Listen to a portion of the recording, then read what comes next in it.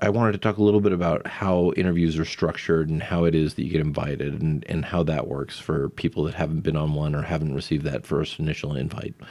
So the way that most residency interviews are structured is that you fly in during the day before, and usually there's some sort of social gathering the night before your interview.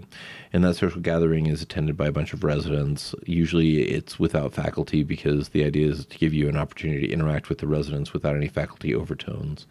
And then the next day you show up for the interview itself. That was always my favorite part, was the evening before. I think if try not to skip that. If you have travel issues, that's a problem. But you learn so much from that evening, and it's enjoyable. You often see some of your fellow interviewees, sometimes multiple times, depending if you have the same schedule, and it's good. And they always tell you that none of the people there are on the committee.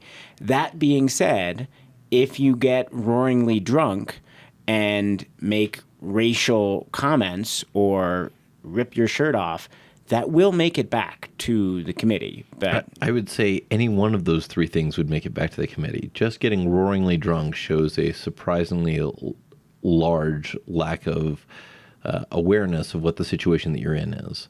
And I think that right there in itself would be a red flag for any residency program, someone that gets drunk the night before. Making racially charged comments, again, same sort of thing, and ripping off your shirt unless there's some good reason to do it. If you're staunching some sort of bleeding wound, that probably sounds like it would probably make it back in a positive light. That's true. There were no pool social events the night before, but yeah. Along the same lines, though, I think that you have to realize that you are essentially on stage from the moment you start interacting with anyone within the residency program. And that actually applies to the interview request itself.